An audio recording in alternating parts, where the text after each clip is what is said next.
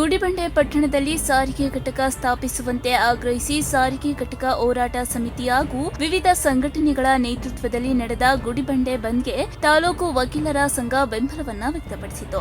ವಕೀಲರ ಸಂಘದ ಅಧ್ಯಕ್ಷ ಅಶ್ವಥ್ ರೆಡ್ಡಿ ಸೇರಿದಂತೆ ಸಂಘದ ಸದಸ್ಯರು ಬಂದ್ನಲ್ಲಿ ಭಾಗವಹಿಸಿ ಗುಡಿಬಂಡೆಯಲ್ಲಿ ಸಾರಿಗೆ ಘಟಕ ಸ್ಥಾಪಿಸುವ ಬೇಡಿಕೆಗೆ ಬೆಂಬಲವನ್ನ ಸೂಚಿಸಿದ್ರು.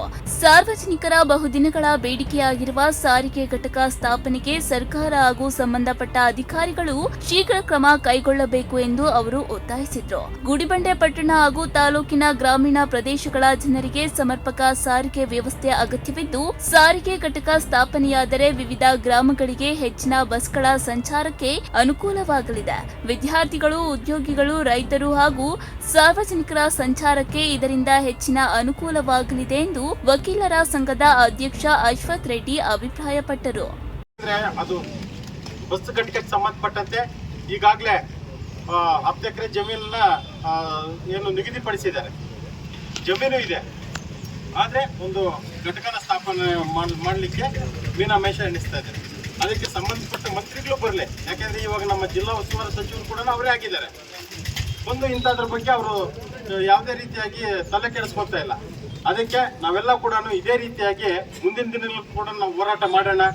ನಮ್ಮ ಬೆಂಬಲ ಏನು ಈಗಾಗಲೇ ನಮ್ಮ ಹಿರಿಯರೆಲ್ಲ ಮೊದಲು ಈ ಒಂದು ಪಬ್ಲಿಕ್ ಇಂಟ್ರೆಸ್ಟ್ ಲಿಟಿಗೇಷನ್ ಕೇಸ್ ಹಾಕಿ ಅಲ್ಲೆಲ್ಲ ಕೂಡ ಆದೇಶ ಮಾಡ್ಕೊಂಡಿದ್ದಾರೆ.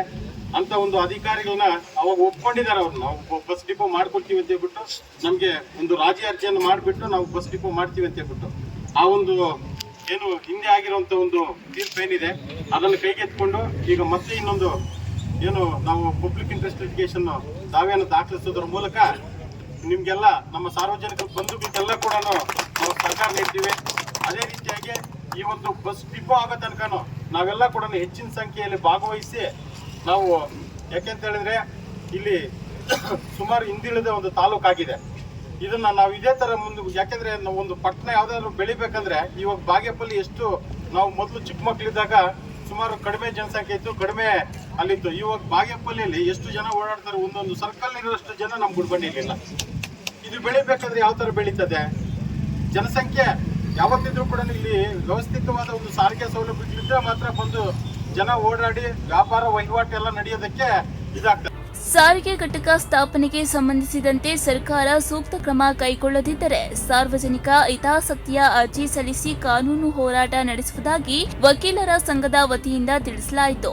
ಸಾರ್ವಜನಿಕ ಹಿತಾಸಕ್ತಿಯ ವಿಚಾರವಾಗಿರೋದ್ರಿಂದ ಯಾವುದೇ ಶುಲ್ಕ ಪಡೆಯದೆ ಕಾನೂನು ನೆರವು ನೀಡಲು ಸಿದ್ಧವಿರುವುದಾಗಿ ಸಂಘದ ಪ್ರತಿನಿಧಿಗಳು ಹೇಳಿದರು. ಗುಡಿಬಂಡೆ ಜನರ ನ್ಯಾಯಯುತ ಬೇಡಿಕೆಗೆ ಸರ್ಕಾರ ಸ್ಪಂದಿಸಿ ಸಾರಿಗೆ ಘಟಕ ಸ್ಥಾಪನೆಗೆ ಅಗತ್ಯ ಕ್ರಮ ಕೈಗೊಳ್ಳಬೇಕು. ಈ ವಿಚಾರದಲ್ಲಿ ಇನ್ನಷ್ಟು ವಿಳಂಬ ಮಾಡದೆ ಜನರ ಬೇಡಿಕೆಯನ್ನ ಈಡೇರಿಸಬೇಕು ಎಂದು ವಕೀಲರ ಸಂಘ ಆಗ್ರಹಿಸಿದೆ. ಈ ವೇಳೆ ಹಿರಿಯ ವಕೀಲ ರಾಮನಾಥ್ ರೆಡ್ಡಿ, ವಕೀಲರಾದ ಬದ್ರಿನಾಥ್, ಗಂಗಾಧರಪ್ಪ, ಬಾಲಾಜಿ, ನರೇಂದ್ರ ಸೇರಿದಂತೆ ಹಲವರು ಇದ್ದರು. ರಾಜೇಶ್, ಪ್ರಗತಿ ಟಿವಿ, ಗುಡಿಬಂಡೆ.